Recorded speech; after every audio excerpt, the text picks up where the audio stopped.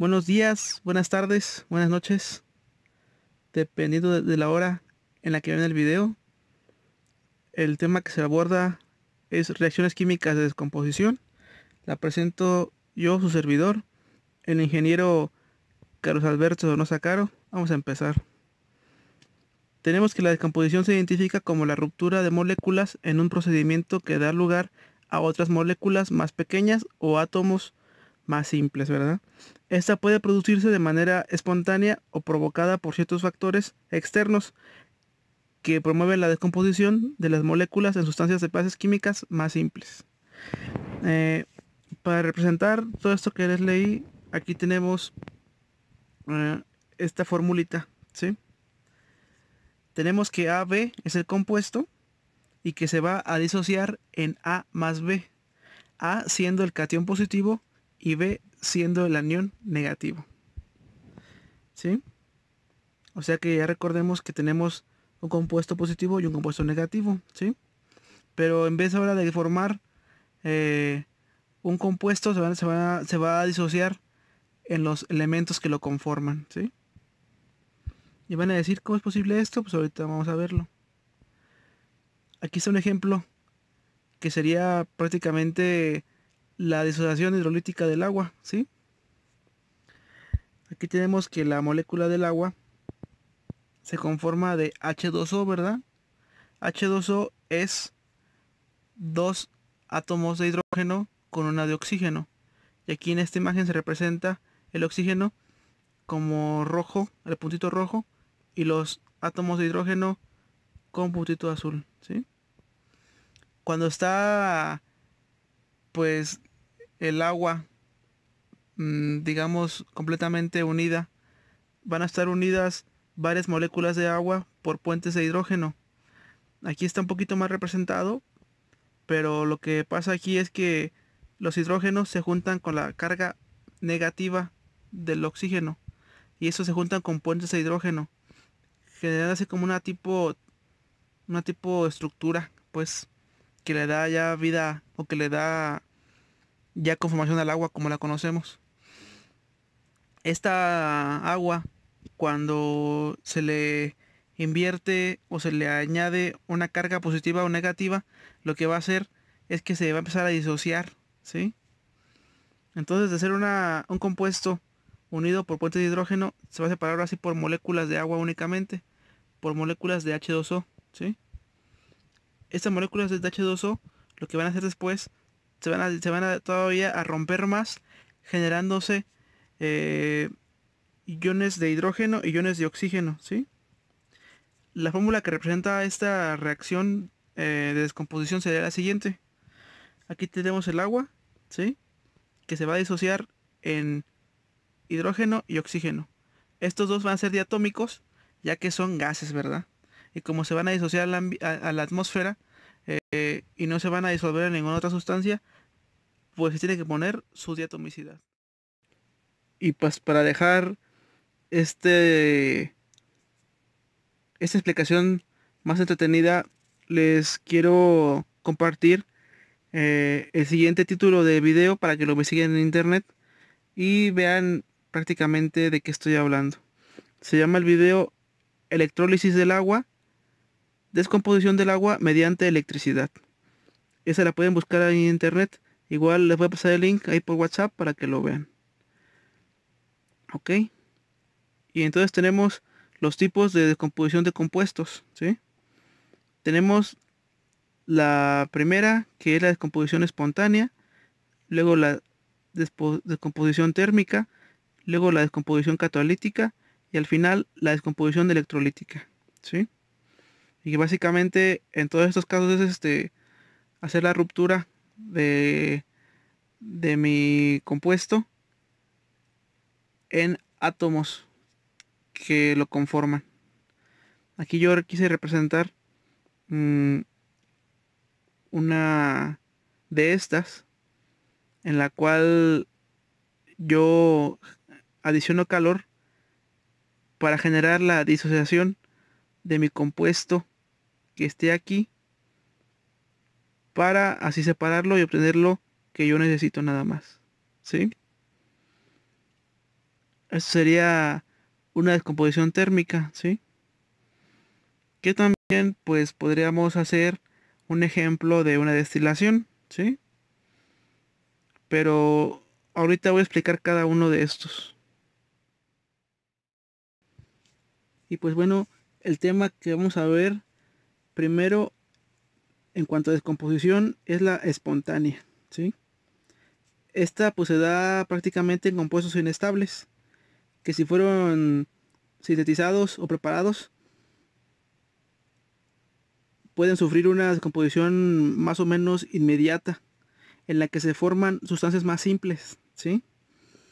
Entonces, por ejemplo, si yo formo una sustancia inestable, lo que va a hacer es que por naturaleza se va a separar, ¿sí?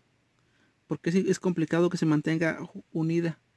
Hay algunos compuestos, bueno, más que nada elementos de la tabla periódica, que son inestables y duran muy poquito tiempo juntos, ¿sí?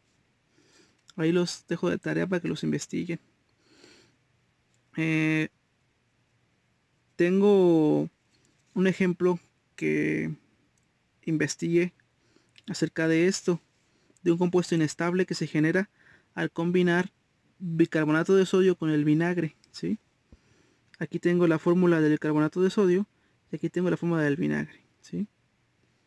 Esto me va a generar ácido carbónico, que este ácido carbónico lo ocupa mucho en los refrescos, ya que pues, se disocia en CO2 y en agua. Y también me generaría este compuesto que está aquí, que se llama acetato de sodio. Pero bueno, lo que me interesa aquí es que ustedes vean que el ácido carbónico, al ser un compuesto inestable, se va a disociar en agua y CO2.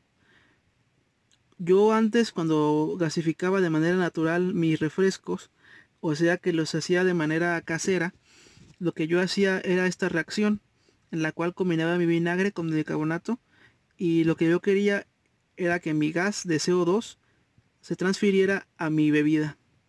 Eso me daba ya alguna gasificación que hacía que mi producto dejara de ser un agua comúnmente y llegara a ser ya un refresco.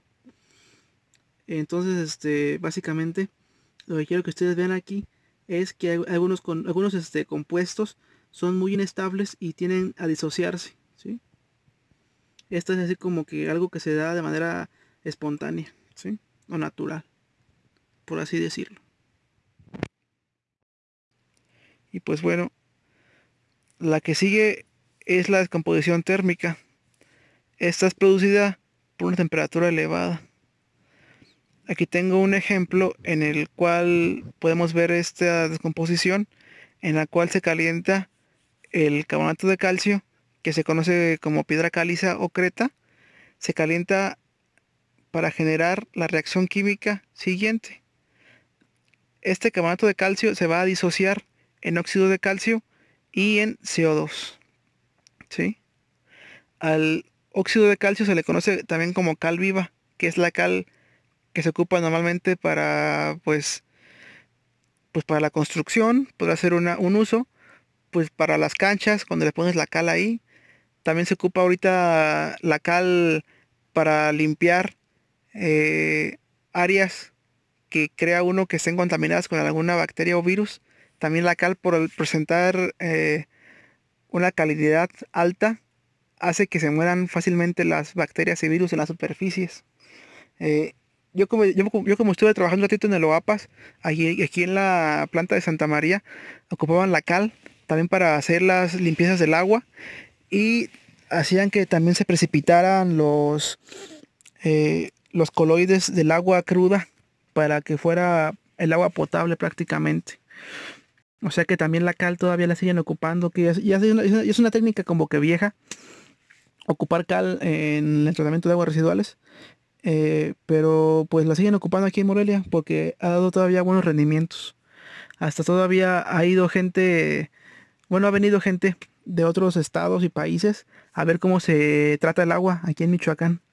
Como ya lleva tiempo esta técnica, es una técnica como tradicional y pues da buenos resultados. Eh, yo sí vi cómo hacían esas mezclas de óxido de calcio y pues sí daban buenos rendimientos ya en el laboratorio, haciéndole ya las pruebas de calidad. Pero bueno, para obtener la cal o el óxido de calcio, que es lo que nos importa más que nada que el CO2, es, es que se tiene que pues obtener al calentar este que está aquí, este carbonato de calcio se tiene que calentar a 825 grados centígrados, que esto va equivaliendo a 1517 Fahrenheit, ¿sí? Pero para generar estas temperaturas y todo este asunto se ocupa un horno especial que se llama horno de cal, que te va a permitir que se llegue a la temperatura y se llegue a disociar este, este compuesto. Ujú. Y pues tenemos la descomposición catalítica, que es otra descomposición, que es producida por la acción de un catalizador que acelera una reacción que de otro modo no sería muy lenta. El catalizador básicamente es una sustancia que acrecenta la velocidad de una reacción, pero que puede recuperarse sin cambios después de la reacción. En este caso se aplica en una reacción química. Eh, Aquí puse yo un ejemplo en la que voy a hacer que se disocie el peróxido de hidrógeno, que es básicamente el agua oxigenada, utilizando como catalizador mi yoduro de sodio, ¿sí? Entonces ocupo este yoduro de sodio como catalizador, que va a hacer que la reacción sea más rápida, y vamos a hacer que se disocie entonces mi agua oxigenada, que aquí está la fórmula. Esta agua oxigenada se va a disociar en oxígeno y dos moléculas de agua, ¿sí? Esta reacción pues genera calor, que también favorece a que se disocie más rápido el agua oxigenada en estas dos conformaciones, ¿sí? Les dejé un video, o no, bueno, les voy a dejar un video que lo chequen en internet, que se llama El genio en la botella, ¿sí? Esta es una descomposición catalítica del agua oxigenada, para que lo vean y lo chequen. Es lo que pasa ahí. Entonces, como se produce con un catalizador, el yoduro de sodio eh, va a hacer que sea más rápida la reacción. También hay algunas enzimas, y hablando ya de compuestos o de características biológicas, en las que, por ejemplo, cuando uno come o cosas por el estilo, si no existieran enzimas, sería complicado degradarlas, ¿verdad?, en el cuerpo. Pero las enzimas ayudan a eso, a que sea más rápido la eliminación de los alimentos, porque las enzimas trabajan como un catalizador, que hace que en un menor tiempo se genere la degradación de los alimentos, en este caso como lo estoy hablando. Y pues por último tenemos la descomposición electrolítica. Esta prácticamente es producida por la corriente eléctrica.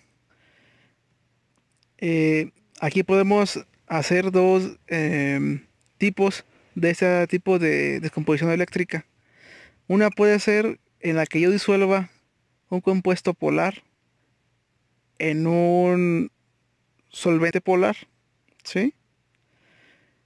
Que en el caso pues más común es disolver solutos en el agua, ya que el agua presenta esta estructura, miren. Les he explicado anteriormente en la de hidrácidos cómo se conforma el agua. El agua se conforma principalmente de H2O, ¿verdad? H2O es dos moléculas, o bueno, dos átomos de hidrógeno, perdón, y una de oxígeno, generando la molécula del agua. Aquí se ve representado de azul el átomo de oxígeno, y de rojo los átomos de hidrógeno, ¿sí? Esta molécula del agua va a presentar una carga parcialmente positiva del lado de los hidrógenos y una carga parcialmente negativa del lado de los oxígenos. Como pues todo el agua se conforma de esta conformación y están unidas por puentes de hidrógeno, como lo mencioné anteriormente, estos van a ayudar a favorecer que cualquier sustancia polar se disocie, ¿sí? ¿Y qué es eso de sustancias polares? No sé si se acuerdan que cuando hacemos las reacciones químicas juntamos un positivo con un negativo, ¿sí? Esas son las cargas que presentan los compuestos. Este que está aquí, cloruro de sodio, es un soluto polar, ¿sí? Que se va a disolver en un solvente polar que sería el agua. Obviamente, como el agua presenta dichas polaridades, va a hacer que se disocie el sodio y el cloro, ¿sí? Se van a disociar. Van a presentar entonces una separación que es en iones, se le llama. Se van a poner en iones que van a ser iones de sodio y iones de cloro, ¿sí? Pero se le nombra como normalmente adecuado decirle ion cation sodio, porque es una carga positiva al sodio, y ion anión cloro, haciendo una carga negativa al cloro, ¿verdad? Entonces cation sodio y anión cloro. Aquí podemos ver una imagen en la que se representa cómo se hidratan estos iones, ¿sí? De la parte del sodio que tenemos en la parte positiva, podemos ver aquí que las moléculas del agua van a unirse con su carga parcialmente negativa a la carga del sodio, porque es positivo, ¿sí? Van a generar esta capa que se llama capa de hidratación o de solvatación, ¿sí? Normalmente hablando se le dice capa de solvatación. Y en este caso, perdónenme que se me movió esto. A ver. Ya casi. Aquí está. Y en este caso, con el cloro, presentamos una carga negativa. Y en la carga negativa del cloro, lo que va a hacer el agua es que se va a juntar con su carga parcialmente positiva, que viene de parte de los hidrógenos. Aquí se puede ver, ¿verdad? Estos hidrógenos van a ponerse con el cloro para generar así también una capa de solvatación o de hidratación alrededor del cloro, haciendo que esta se difunda, ¿sí? Pero cuando hago una disolución de un soluto en un solvente, podemos obtener o pues, se puede observar que como están en constante movimiento las moléculas del agua, se puede hacer una reacción reversible, ¿sí? Del lado de izquierda a derecha de izquierda a derecha se pueden ionizar los compuestos del, bueno, los elementos del compuesto, y de derecha a izquierda se va a regresar a hacer el compuesto, ¿sí? Y por último tenemos el mecanismo de conducción iónica en una sal fundida, ¿sí? La sal fundida es la sal que ya está disuelta en un medio, ¿sí? Que sería en el medio acuoso, que sería en el agua. Cuando está el cloruro de sodio eh, de manera sólida o de manera de cristal, va a presentar una conformación muy estable en la cual no va a ganar ni perder electrones, ¿sí? Pero cuando está ya disuelta en agua, pues podría presentar cambios, ¿sí? Como está aquí en iones, el positivo va a ser sodio y el negativo va a ser cloro, ¿sí? Cuando yo le pongo a esta solución de agua con cloruro de sodio, yo le pongo una batería, ¿sí? O un generador de corriente que me haga una corriente continua. Lo que va a suceder aquí es que voy a tener dos polaridades. Una que se llama ánodo, ¿sí? Que va a recibir las cargas negativas del cloro, ya que el ánodo presenta cargas positivas, va a absorber sus cargas negativas, que será el cloro, y el cátodo hace lo contrario. El cátodo es una carga negativa que absorbe cargas positivas, que en este caso sería el sodio, ¿sí? Esto va a hacer que se haga una disociación completa del sodio y del cloro, ¿sí? Aparte de que se difundió por las cargas electrolíticas del agua, que tiene su carga parcialmente positiva y parcialmente negativa, con esta inducción de corriente se separan aún más los iones, ¿sí? Ya que cuando está un solvente, con un soluto polar, lo que genera ahí el soluto polar se va a convertir en un electrolito, ya que va a permitir que la corriente viaje, ¿sí? Que la corriente viaje, mm,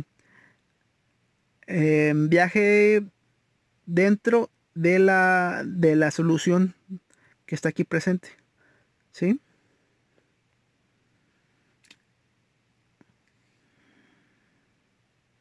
Por lo cual aquí dice que el cloruro de sodio fundido, análogamente a otras sales fundidas, conduce la corriente eléctrica. Dice aquí análogamente, porque si fuera otra sal, haría lo mismo. Pero también hay que ver ahí la capacidad que tiene la sal para disolverse en el líquido, ¿sí? Y como aquí dice que en este proceso la sal todavía se va a disociar más, ¿sí? Y se va a desprender más que cuando uno la disuelve, ¿sí? Pero en sí, lo que les quiero que les quede claro, es que cuando yo disuelvo algún solvente, bueno, algún soluto polar, en un solvente polar, se generaría una descomposición electrolítica, para que lo tengan en cuenta. Pero bueno, antes de llegar ya a esta parte, que es la disolución de sustancias, vamos a hacer lo siguiente. Les voy a dejar unos ejercicios eh, de reacciones de descomposición, pero que todavía no van a estar disueltas en el agua. Prácticamente todavía van a estar así como decomposición al ambiente, ¿sí? Todavía no vamos a ver ninguna disociación en el agua hasta que les indique. Esta va a ser la tarea que les voy a dejar y estén al pendiente porque voy a dejar unas poquitas más tareas. Cuídense, jóvenes, y estamos en contacto. Hasta luego. Ah, sí, es cierto, antes de que me vaya, aquí dejo las referencias, ¿sí? Y los videos los voy a mandar por WhatsApp, los que quería que vieran de los experimentos para que se den una idea de lo que pasa. Ok, jóvenes, muy bien, bueno, muchas gracias.